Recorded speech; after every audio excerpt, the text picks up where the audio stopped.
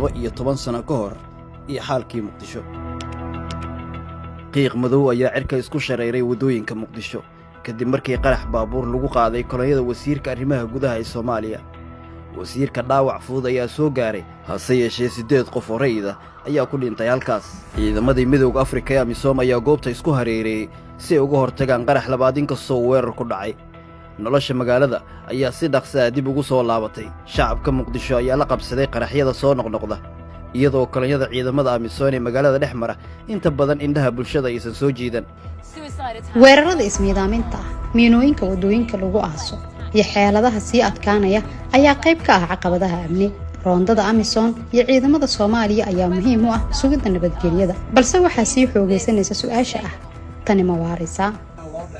madaxweynaha Soomaaliya Xasan Sheekh Maxamuud oo 6 bilood xilka hayay ayaa weli socdaalkiisii u adeegsanaya kolonyada gaadiidka gaashaaman iyo ilaale si adag u hubaysan. xitaa tallaabooyinkiisan taxadarka leh ma damaanad qaadi karaan amnigiisa.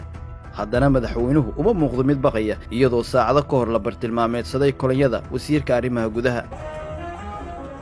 isagoo ka qayb galayay xafladii hoteelkii Tropical ee Daynile, Xasan Sheekh Maxamuud ayaa ku adkaystay ballanqaadkiisa. maalintii labaad ee la doortay ayay isku dayeen inay nolosheeda qaadaan. haddii aan gudaha ku ekaado oo aan dhaho ma baxayo, taasi waa guushooda. waxaan rabaa inaan caddeeyo inaysan nagu qasbi karin sida ay rabaan. annaga ayaa go'aaminayna waxaan samaynayno, marka aan samaynayno iyo halka aan ka samaynayno. madaxweynaha ayaa qiray caqabadaha jira, balse wuxuu ku celiyay in Soomaaliya maalinta ay mas'uuliyadda amnigeeda si buuxda ula wareegayso aysan fogeen. waxaan u baahannahay ballanqaad dhaqaale, farsamo iyo taageero diblomaasiyadeed. waxaan rabaa in Soomaaliya loola dhaqmo sidii waddan caadi ah. haddii ay taasi dhicin, weligeed waddan caadi ah noqon mayso.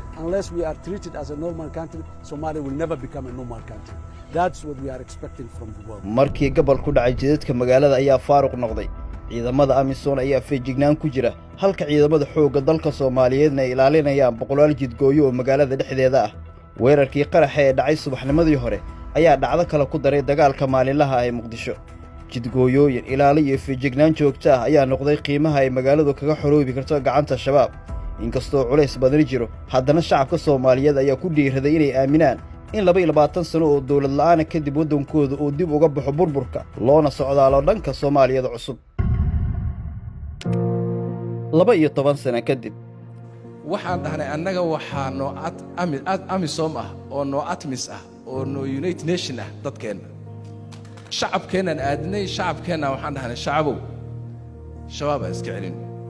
intii yarayd muddadii koobnayd annagana waxaan diyaarinay ciidamo ilaa iyo 10,000 oo askari gaaraya, waana hubaynay oo aan qalabaynay. ciidamadaasi waxqabadkooda ugu badan kow ee laga dareemay waxaa ka mid ah magaalada caasimadda ee Muqdisho. qayb military ahaan loo keenay baanu police military ahaan u adeegsanay oo ka dhiganay magaaladan ku wareejinay magaalada Muqdisho oo shabaabkii kuwa kale ay ku darsameen oo la yiraahdo ciyaal weero. runtii ciidankaasi muddo kooban waxay ka dhigeen magaaladii ilaahay amarkiisa waxay ka dhigeen nabad. waxay maanta magaalada Muqdisho ay ku raaxaysanaysaa nabadgelyo, qarax la'aan, dil la'aan ayadoo xaasiisa. seef waa xamraa, seef toddoba saacadeed ma taagana tale. maasha Allah, maasha Allah. 12 sano kadib oo mar kale joogo madaxweynihii waqtigaasi joogay Muqdisho, waxa ay maraysaa halkii ugu sareysay amniga iyo bilicda. joogtii qaraxyadana waxa bedelay joogta dhismaha guryaha dhaadheer. Muqdisho haatan waxay ku noolaanaysaa nabadgelyo ku dhowaad 3 sano jirta. waxaa baaba ku sii dhow ama oo noqdayba inta badan cabsidii amni darro ee sanado badan xoogganeed. horumarka amni ay jira wuxuu noqday halbeeg lagu qiimeeyo waxqabadka qofka loo dhiibo mas'uuliyadda amniga, oo markii hal dhacdo ee nabadgelyada wiiqaysa ay timaado la isku canaanto. duruufaha maanta way ka duwan yihiin kuwii shalay jiray. waxaan aragnaa dardargelin amni, diyaargarow doorasho, guulo diblomaasiyadeed iyo dadaallo kale. haddii ay sidaan ku sii socotana Soomaaliya waxay noqon kartaa mid ka mid ah tijaabooyinka guulaystay ee kabashada degdega ah ee colaadaha iyo burburka. wejiga dhabta ah ee magaalada Muqdisho waa wejigan quruxda badan ee faraxsan ee walaalaha ee ciyaaraya ee aad iyo aadka u kartida badan. ma aha weji madow, ma aha weji colaadeed ma leh. waa weji ay ka muuqato farxad iyo deganaansho iyo reerhayn iyo horumarka caasimadda waxaa kugu fulan sida uu galabta u egyahay stadiumka muqdisho. Soomaaliya ha noolaato! Soomaaliya ha noolaato!